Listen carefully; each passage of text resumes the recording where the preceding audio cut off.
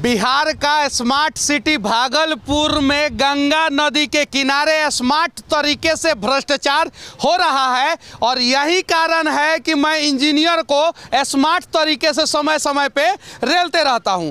अभी हमारे साथ कुछ लोग हैं जो डॉल्फिन प्रोजेक्ट के तहत जो है किस प्रकार से भ्रष्टाचार हुआ है उसके बारे में बताएंगे और कुछ जो है डॉल्फिन मित्र हैं यहाँ पे जिनको 2 साल 2.5 साल से सैलरी नहीं दिया गया है उसके बारे में बताएंगे। सबसे पहले सच तक न्यूज में आपका स्वागत है। नमस्कार मनीष जी, मैं दीपक कुमार भागलपुर से हूँ और पर्यावरण क्षेत्र में काम करता हूँ। गंगा प्रहरी स्पेयर रेणु भारतीय क्षेत्र में काम करते हैं, इसीलिए ये कैमरा भी रखे हैं और बढ़िया कैमरा रखे हैं। और देखिए ये निकलता है ना बड़ा सा, निकालिए तो थोड़ा सा इसको, ये देखिए। अच्छा, ये जूम करते हैं तो भ्रष्टाचार ही नहीं दिखता है इसमें। भ्रष्टाचार तो आपके सामने दिख रहा है। अभी मेरा बहुत सारे इशू को ये कौन सा कंपनी का कैमरा है? निकॉन का है। निकॉन भाई साहब, मैं आपसे विनती करना चाहता हूं कि एक ऐसा कैमरा बनाइए जिसको आंखों पे लगाते ही भ्रष्टाचारी लोग जो है नंगा हो जाए। जैसे आंख पे हम लगाएं पता चल जाए कि सामने कौन भ्रष्टाचार कर रहा है। ऐसा कैमरा बना सकते हैं तो आपको तहे दिल से धन्यवाद देंगे। अभी मनीष जी हम लोग खड़े हैं विक्रमशिला गैंगेटिक डॉल्फिन सेंचुरी में। कितना किलोमीटर लंबा प्रोजेक्ट? ये 60 किलोमीटर में अभ्यारण्य है जो कि राष्ट्रीय जलीय जीव का ये आश्रयनी है। सबसे ज्यादा डॉल्फिन। किस प्रकार का भ्रष्टाचार हुआ है? ये 250 डॉल्फिन यहाँ हमारे यहाँ सेंचुरी में रहती है। अब डॉल्फिन को बचाने के लिए सरकार जो है प्रतिबद्ध है, बहुत सारी योजना चला रही है, करोड़ों करोड़ खर्च कर रही है। मगर ये देखिए डॉल्फिन को मारने के लिए ये दुर्भाग्य 2 विभागों का आपको देखते हैं। 2 विभाग के पहले MOU साइन होना चाहिए, मगर नगर निगम स्मार्ट सिटी जो है भागलपुर के अंतर्गत ये जहाँ झंडा देख रहे हैं वहाँ तक पूरा सरिया ये काम हो गया है, कंक्रीट वर्क हो गया था। 60% से ज़्यादा काम हो गया, तब भागलपुर वन विभाग का नींद खुला और इसको काम को रुकवा दिया गया था। या तो काम होने के शुरुआत में रुकवाना चाहिए था या काम समाप्त होने के बाद रुकवाना चाहिए था। काम रुकवाया किसने? भागलपुर DFO ने काम रुकवा दिया। 1 किलोमीटर की दूरी पे यहाँ से वन विभाग का कार्यालय है। वन विभाग के ये सेंचुरी एरिया में राष्ट्रीय जलीय जीव है, इसका संरक्षण का काम उनके जिम्मे है। हमेशा वहाँ उस क्षेत्र के लोग यहाँ पर आते हों तो क्या उनको इतना बड़ा काम, इतना बड़ा प्रोजेक्ट होते हुए उनको नहीं दिखा जो 4-5 किलोमीटर में पूरा काम चल रहा है। इतना देखिए पूरा सरिया है। आप बताइए कि इससे नुकसान क्या होता है? ये अभी जो है छोटी मछलियाँ, ये प्रजनन का समय होता है और बाढ़ के समय में छोटी मछलियाँ किनारे आ जाती है, वो अंडे देती है, प्रजनन करती है और उन्हीं मछलियों को खाने के लिए डॉल्फिन आती है। ये क्षेत्र इतना उन्नत हो जाता है, पूरे भारतवर्ष में डॉल्फिनों की तस्वीर लेने के लिए सबसे बेहतर जगह है। यहाँ से आप 6 फीट 7 फीट पे मोबाइल कैमरे से डॉल्फिन का तस्वीर ले सकते हैं। साल के ये 2 महीने इसमें ये बताइए कि डॉल्फिन मरेगी कि नहीं मरेगी।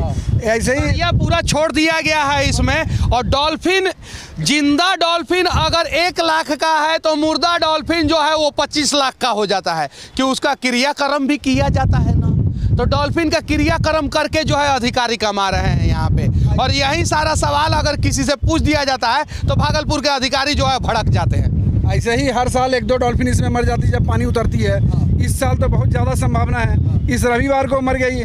डॉल्फिन को इशू को लेकर ही मेरा वन विभाग से बहुत सारा पिछले पोस्टमार्टम को लेकर के मेरा कुछ इशू पे लड़ाई भी हुआ था। मैंने बात करने गया था, मेरे साथ धक्का मुक्की हुआ था। कछुओं का यहाँ पर अवैध शिकार बहुत बड़े पैमाने पर होता है। उदबिलाव हमारे यहाँ रहती है।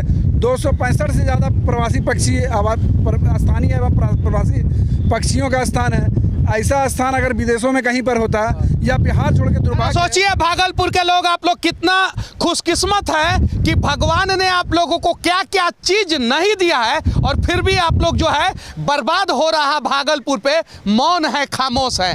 भागलपुर के नेताओं से, वार्ड कमिश्नर से लेके जिला परिषद, विधायक से लेके सांसद से विनती करना चाहता हूं कि कम से कम भागलपुर को बचाने का प्रयास किया जाए, भागलपुर को बनाने का प्रयास किया जाए। एक समय सिल्क सिटी हुआ करता था भागलपुर और यहाँ से सिल्क ही गायब हो गया और अभी डॉल्फिन भी गायब हो जाएगा अगर इस प्रकार का भ्रष्टाचार होगा। अभी सुशील मोदी जी जब उप मुख्यमंत्री थे और पर्यावरण मंत्री थे तो यहाँ एक बोट 18 लाख की बोट का ओपनिंग किया गया था जिसको सैलानी जो है डॉल्फिन क्षेत्र में घूम सके।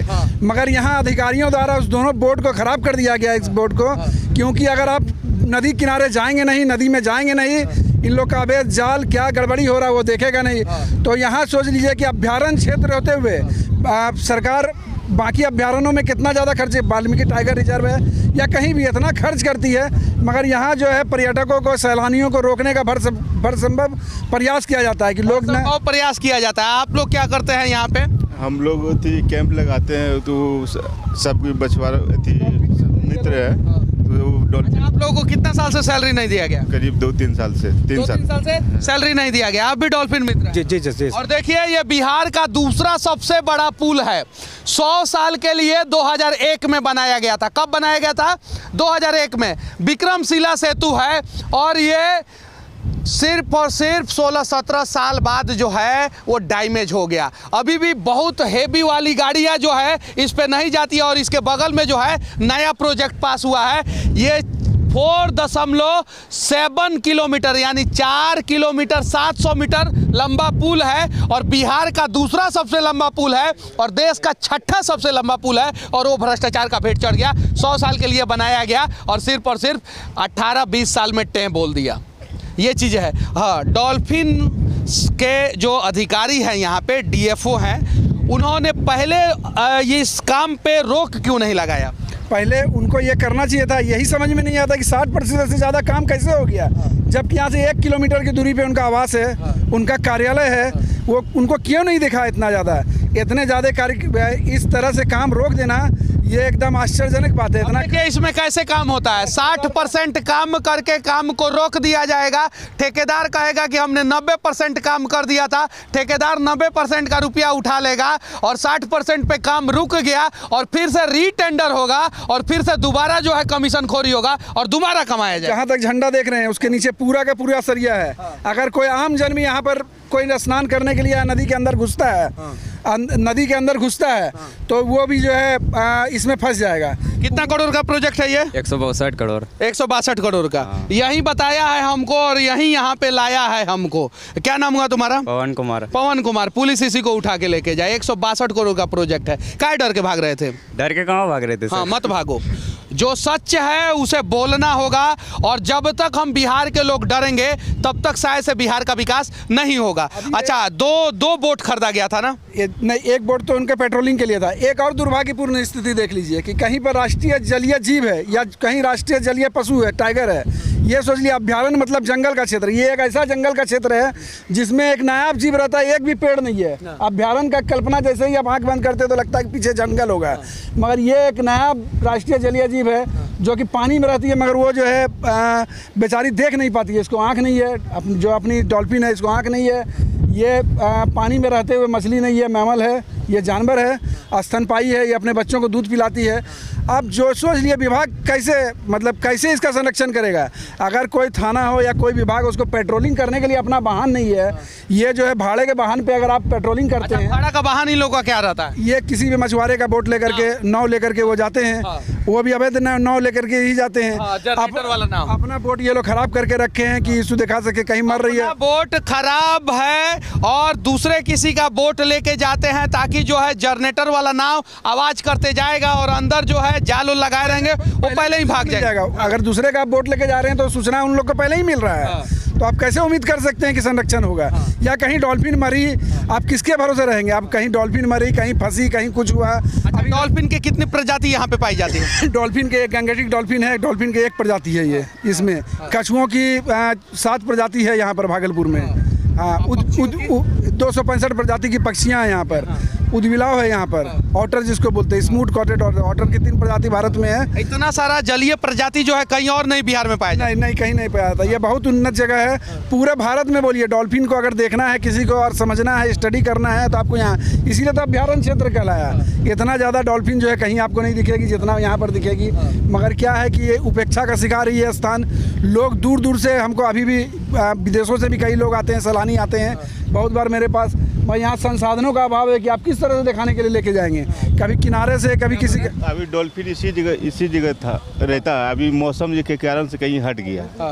पूरा ये एरिया में पूरा डॉल्फिन रहता है। आवाज तो कम उगता है सर। डॉल्फिन कम उगता है।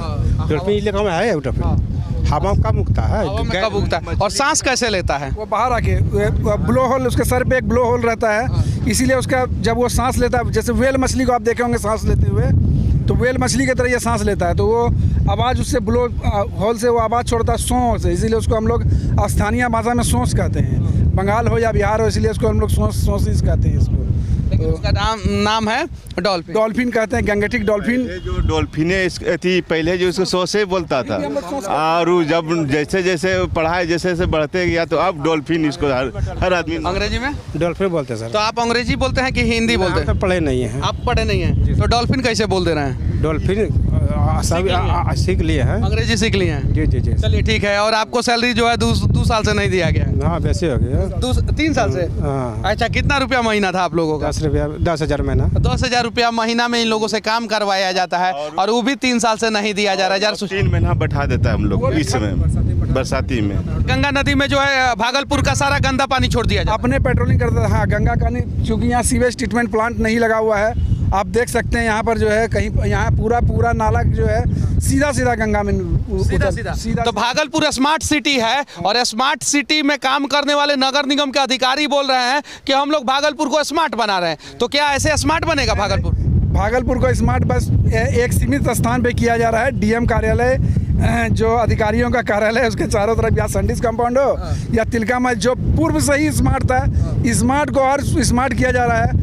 भागलपुर का दुर्भाग्य देखना तो पूर्वी क्षेत्र देख लीजिए, बाकी क्षेत्रों में आप देख ही रहे हैं, जो पहले तो सुंदर सड़क था उसको अमीर लोग रहते हैं, बस। जहाँ पे बड़ा शोरूम है। हाँ, जहाँ पर अधिकारी लोग रहते हैं, अधिकारी लोग, अमीर लोग और बड़ा शोरूम है, वहाँ पे जो है स्मार्ट किया जा रहा है। और जहाँ पे भागलपुर का मध्यम वर्गीय और गरीब लोग रहते हैं, वहाँ उसको स्मार्ट नहीं किया जा रहा है। पानी जमने के लिए नाले के रूप में, जीव जंतुओं के रूप में छोड़ दिया गया है। बाकी भागलपुर स्मार्ट सिटी के बारे में आप लोग क्या सोचते हैं? डॉल्फिन प्रोजेक्ट के बारे में क्या सोचते हैं? इसका संरक्षण कैसे करना चाहिए? ओरिजिनल गंगा पुत्रों के बारे में आप लोग क्या सोचते हैं? कमेंट करके जरूर बताइएगा। और एनवायरनमेंट भी हमारा एक सेक्शन है। सभी न्यूज़ चैनलों से मैं विनती करना चाहता हूं कि दुनिया सबसे ज़्यादा खर्चा जो है वो रक्षा बजट पे करती है, और उसके बाद से पर्यावरण पे। और ये बात जो है मुझे एक पर्यावरणविद ने ही बताया है कि पूरी दुनिया सबसे ज़्यादा रक्षा बजट पे खर्चा करने के बाद पर्यावरण पे खर्चा करता है, और पर्यावरण का खर्चा जो है बिहार में कहाँ होता है वो किसी को पता ही नहीं चलता है। तो इतना बड़ा भ्रष्टाचार इसमें होता है। नदी का पानी पैसा जो है ना नदियों में डाल दिया जाता है, पता ही नहीं चलता है। गंगा में बहुत सा मछुआ है, सदियों से मारते हुए आ रहा है। तो गंगा में या सोच घोषित हो गया, सुल्तानगंज से कलगां तो हो गया है। गंगा में रंजन साहब हुए, डिगवा साहब जो भी साहब है, यहाँ गंगा जी को जो जाल मिलता नज़र में से उठा के चला जाता है, तो गंगा जी मछुआरा कैसे जिएगा सर? तो गंगा पुत्र अब आप लोग नहीं रहे, पता है? गंगा पुत्र अब मोदी जी हो गए। तो आप लोगों को जीने का अधिकार नहीं है। अगर आप लोगों को जीने का अधिकार होगा तो गंगा पुत्र मोदी जी, सो कॉल्ड जिन्हें अब कहा जाता है, वो आप लोगों के लिए कुछ करेंगे। ये ओरिजिनल गंगा पुत्र हैं, मछुआरा। और इन लोगों के साथ जो है इतना गलत किया जा रहा है, प्रताड़ित किया जा रहा है। जो गुजर गया इस गंगे जी से, जो अभी इतना बड़ा जो हुए इसी के अति से। नहीं हम पढ़ लिख सके, हम पढ़े न मूर्खे, मगर हम लोग को पूरा ही जानकारा है हर चीज़ के लिए। जो चीज़ गंगा में लोगों को जो है हम ही लोग को अति कर दिया जा रहा है। कहना सर यही बात के कि जो अभय जाल है वो उठा के यहाँ से वन विभाग ले जाए, जो अभय जाल नहीं है उसको गंगा में सिखा। अश्वनी चौबे से मिले, अपना कंप्लेन लिखे। कंप्लेन करने के बाद जैसे ही बाहर आए वैसे ही डीएफओ इन लोग को तुरंत धमकी दे दिया कि आप लोग को निकाल देंगे, पेमेंट नहीं करेंगे ऐसे। तो ये स्थिति ठीक नहीं है, क्योंकि ये लोग संरक्षण का जिम्मेवारी मुख्य रूप से सबसे प्रथम इन्हीं लोग के जिम्मे है। आप 6 पॉइंट में आप लगाइए बोर्ड कि कौन सा जाल वैध है और कौन सा जाल अवैध है। आप जाल उठाने आते हैं, सब उठा के जनाब ले जाते हैं। आप बताइएगा नहीं कौन सा जाल आप कैसे जिएगा? गरीब मछुआ कैसे जिएगा सर? अरे गरीबों को जीने का अधिकार है क्या? आप कौन से कंफ्यूजन में हैं? गरीबों को जीने का अधिकार नहीं है। गरीबों को जानबूझ के ये भारत के नेता, भारत के बड़े बड़े अधिकारी मारते हैं। आप लोगों का हक आप ही लोगों से छीना जाएगा, और उसके बाद से आप ही लोगों को जो है ना वो गलत साबित किया जाएगा। ज़रा सोचिए, इन लोगों के समस्याओं का समाधान करने का प्रयास किया जाए। बाकी यहाँ से हमारा ये प्रयास कैसा लगा कमेंट करके ज़रूर बताना। जय हिंद।